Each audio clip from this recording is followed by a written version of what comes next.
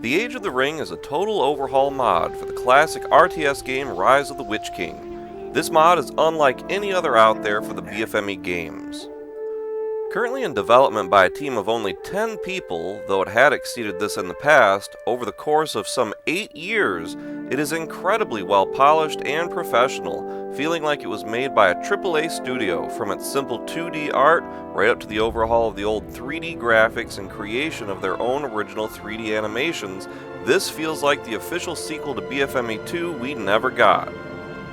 Many maps have been completely redone to be more film accurate, with an eye to detail rivaled only by Weta itself, while many more are original expansions to the established lore of Middle-earth, taking Tolkien's Legendarium into the hitherto unexplored regions of the East and the South with their own original stories of the lands and peoples of the Easterlings and Southrons, all included in their very own version of the Middle-earth map. This is not something done by any other BFME mod out there. All of this lends a high degree of authenticity to this take on Middle-earth. As for the mod's content itself, like many other mods, AOTR also expands on the vanilla game's roster of factions, in this case expanding from the 7 of ROTWK to 11. What makes this expansion of the factions stand out from virtually every other mod, though, is these have all been and continue to be thoroughly playtested, not just by the devs, but also by BFME pros behind the scenes and in many tournaments alike, with more on the way. So the roster of factions doesn't consist of inconsequential small little fun changes here and there to pre-existing factions like many other mods do, with no thought to balance or serious play. Each faction, even expanded versions of those which have always been there like Isengard or Gondor, have been meticulously researched, units, heroes, powers, and abilities all specifically created to cater as best as possible to each faction's strengths and weaknesses to maintain accuracy to the source material and the uniqueness of each faction in terms of gameplay, especially with a mind to how they all fit together as a whole. In other words, they take balance seriously while keeping it fun. In doing so, they've overhauled pre-existing mechanics that have always been around, such as the attribute modifier system of buffs, leaderships, spells, and debuffs, to be streamlined and far less convoluted. No longer are players limited to vanilla's clunky and outdated system of one buff, one leadership, one debuff, and typically only one spell stacking.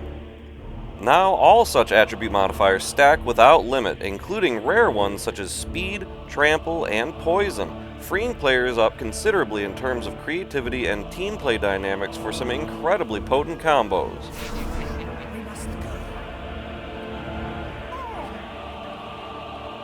And not just units are affected by this, but also heroic units, heroes, and even siege weapons and structures. Nothing is off limits in AOTR. And while AOTR may not be the only mod to overhaul this system, it is one of the few in which it makes the most difference for competitive gameplay. They've also expanded on the kinds of units available. In vanilla ROTWK there are Tier 1 and Tier 2 units, heroic units, and heroes. In AOTR, there are now Tier 3 or elite units and another new type, semi-heroic units, which are essentially a subclass of heroic unit, but which can be affected by your typical buffs and leaderships, unlike heroic units, but which cannot reach level 10. While the game itself may not offer such a class description for these two new types of units, the official AOTR wiki page will fill you in, an invaluable reference for this behemoth of a game. Maintained not just by the devs, but by the greater AOTR community, it is a truly indispensable resource. The game also touts unique mechanics I've yet to see anywhere else. To give the best example I know of, within this roster of factions is one I've not seen anyone else do in the BFME modding world, Dol Guldur. This is a faction unlike any I've ever seen in BFME. As you might expect from something based off the home of someone calling himself the Necromancer, the focus of this faction is the world of the undead. This faction's mechanics reflect this in the feature to transform your own or your enemy's killed units into undead beings like wraiths or animated skeletons. It's a lot of fun to go in for the kill and watch as your enemy's army slowly rises from the dead to turn against him, adding to your army of walking dead.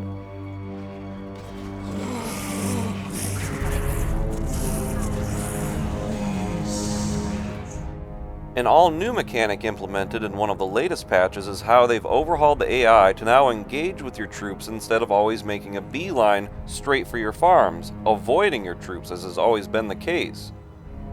Otherwise, the AI in the Age of the Ring has long since been greatly improved upon to be far more intelligent and challenging than in any other BFME title or mod, able to make more sound strategies, try to find weaknesses in your defenses and adapt accordingly, use heroes and their abilities more reliably, including retreating from battles, use more spellbook powers, and so on. This ain't your daddy's AI. As if that weren't enough, the developers went the extra mile to make countless new sound effects, original assets to make environments come alive better, such as giant trees and other flora and fauna, all new buildings and countless new textures, and they actually hired some great professional voice talent to add the cherry on top to the impressive lineup of new units and heroes. I am Karalamba!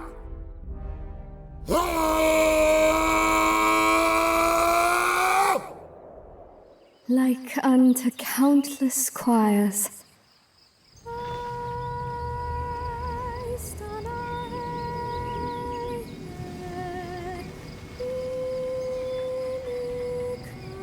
And one of the more secret features is how certain heroes have custom voice lines which only come out when targeting specific heroes. Aragorn versus the Necromancer is a great example. Long have you hunted me, long have I eluded you. Deceiver, you will taste defeat! Your dark reign shall come to naught! And Aragorn versus Boromir. Lay down your arms, Boromir! Other lovely touches to bring the world to life more are various changes which occur only when something specific happens, like the white tree blooming when the Return of the King's spellbook power is used,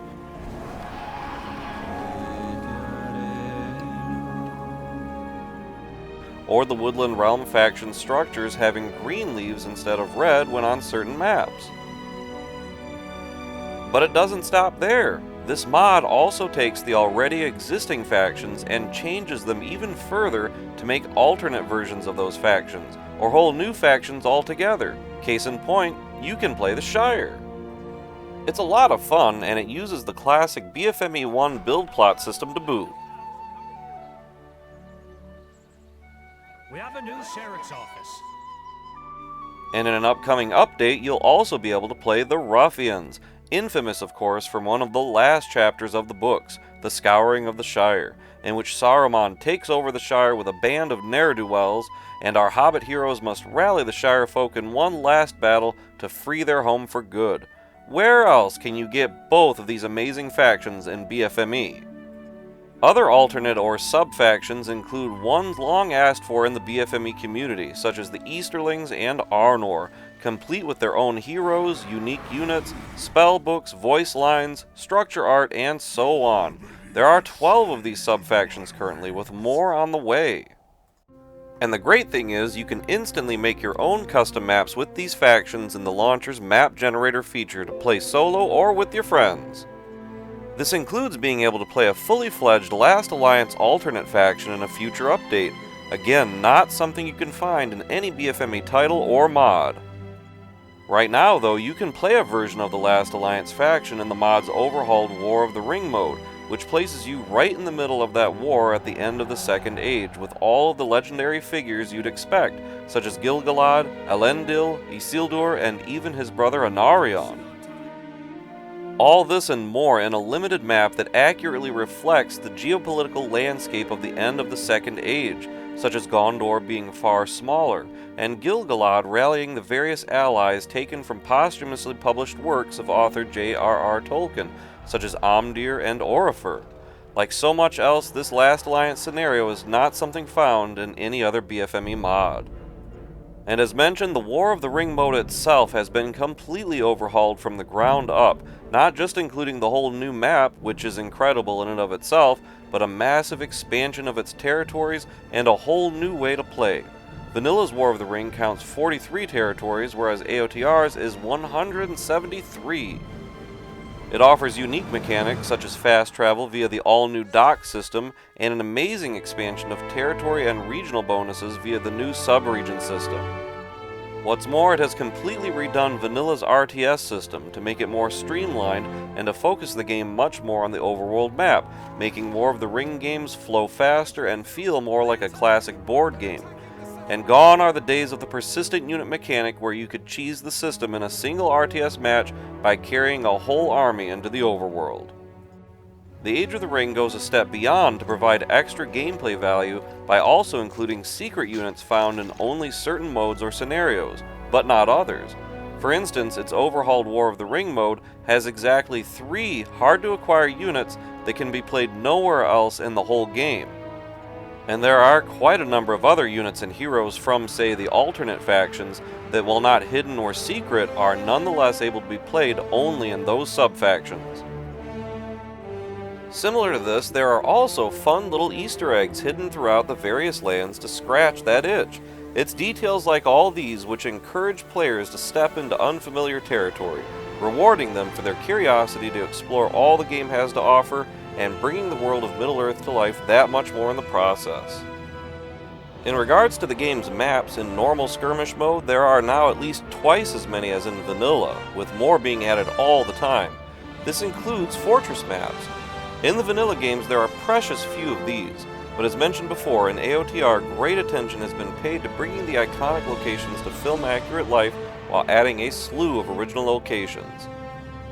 Fortress maps are available in standard PvE or PvP modes, of course, but to make fortress maps even more fun and engaging for many players, the developers made a whole new kind of fortress map called Besiege, in which you and your buddies team up against an AI inside one of these fortresses, an AI designed specifically to defend it to the death in style. Right from the get-go, the AI is programmed to send the maximum number of units straight to the walls to set up a rock-solid defense, while also sending sorties your way to harass you. These Besiege maps can really change up the meaning of Comp Stomp. As far as I'm aware, this has not been done in the BFME modding world anywhere else.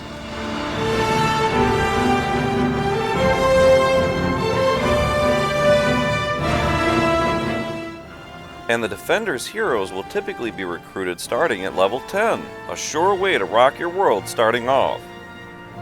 And if you're a fan of other unorthodox ways of playing, AOTR even expanded upon the utilization of controversial features like walls, ring heroes, naval warfare, and custom heroes. Certain factions like Gondor or Lothlorien are actually tailor-made to utilize walls in Age of the Ring.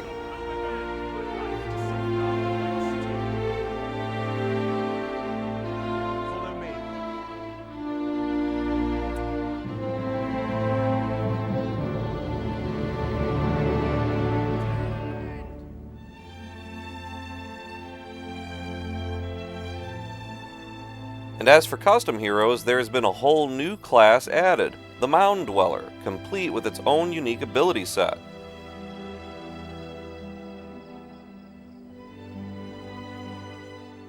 The developers even added some new skins to the other classes, like the Dunedain Ranger, and some new weapons, pieces of armor, and clothing.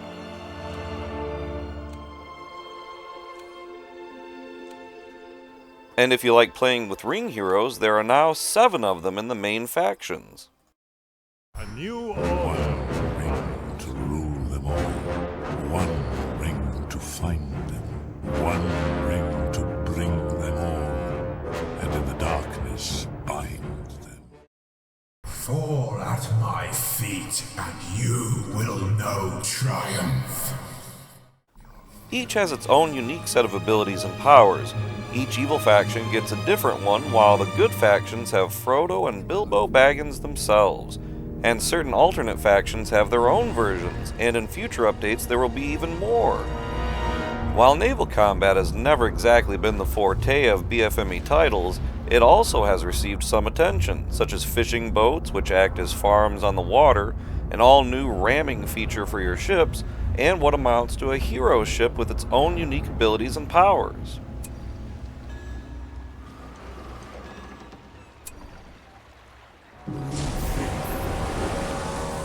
The best part is, all of this amazing content and more is not only completely free of charge, but also hassle-free. Gone are the laborious days of yore of stressful workarounds, which left many too frustrated to try it out. Now they've got a one-click process in their standalone launcher which installs everything for you, and even has its own news feed and update function, so you're always playing the latest and greatest without having to uninstall the old patches and install new ones all the time. One installation is all you'll ever need. And if you're into modding your game files, it'll detect any changes and ask if you want to delete those specific files, keep them, or patch them to the main version automatically, so you're never lost on changing the game back to normal. More on this in a second though. This launcher has many incredible features not found in other mods either.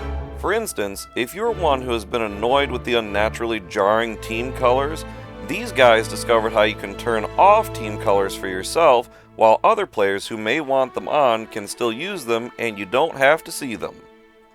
Testing mode makes available a whole new unit named Restore Man, who drastically increases your resource output, removes the fog of war, levels up units, heroes, and structures, allows units to be instantly recruited, refreshes all abilities and powers, gives you all power points, and makes your powers instantly refreshed, and more. And for those who partake of the multiplayer scene, this mod has quite possibly the most vibrant, and is easy to join up with the many friendly players via their very well moderated and well managed Discord to get hooked up on Game Ranger, complete with tournament and faction centric channels, and their launcher even points the way there for you. And if you've ever wanted to use the map editor or world builder to make your own custom missions and maps, whether you do solo or with friends, the launcher will take you to where you need to install that too, and will bring it up for you with one click once installed. Is there anything this launcher does not do? But as always, there's more. The developers have even made submodding their own mod easier than ever for all those who wish to expand upon it even further to keep it going past when the developers plan to retire from the modding scene, thus breathing new life into BFME modding for years and years to come. With one of the latest updates comes the Submod Manager found in the Standalone Launcher, which allows you to quickly and easily plug in your own changes or other people's to the game and preserve them, saving many hours of hassle and experimentation for anyone not familiar with submodding.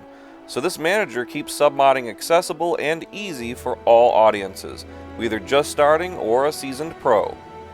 For the fans of BFME 2's and ROTWK's single-player campaigns, the Age of the Ring takes those of BFME 2 and adds the AOTR touch, restoring those missions faithfully whilst also adding a few loving touches to add a little extra life the way only AOTR can do. And in a future update, they're going to completely rework ROTWK's Angmar campaign. This will include a total overhaul of both the Angmar and Arnor factions, and naturally on the AOTR map. And as a bonus, you can even play what's called the Battle of Azanulbizar, the deciding battle at the end of the War of the Dwarves and Orcs from the books, which saw Thorin Oakenshield become heir of the House of Durin, and the death of Azog, a version of which is briefly seen in the Hobbit films. Like the Lord of the Rings single-player campaign, this also blends together both the Hobbit films and the books for an incredible RTS experience you won't find anywhere else in the BFME modding world. To cap it off, the developers have even gone the full gamut to make their own single-player story campaign based off the story of the Lord of the Rings. Blending both books and films, you follow the story from the prologue in The Last Alliance all the way through the end of The Return of the King. While it sounds like the single-player campaign of BFME 1, AOTR's is its own completely original campaign, written and scripted from the ground up and having nothing to do with BFME 1. The campaign as of this recording only goes to the end of the Two Towers, however, so The Return of the King will be the last edition and update scheduled to be released this year. As you've seen from just these few minutes, the Age of the Ring mod goes above and beyond the traditional BFME modding scene. It expands upon the classic RTS titles we've all loved for decades in a way not to be replicated or outdone by anyone else. For all serious BFME gamers, it would be a mistake to pass this one by.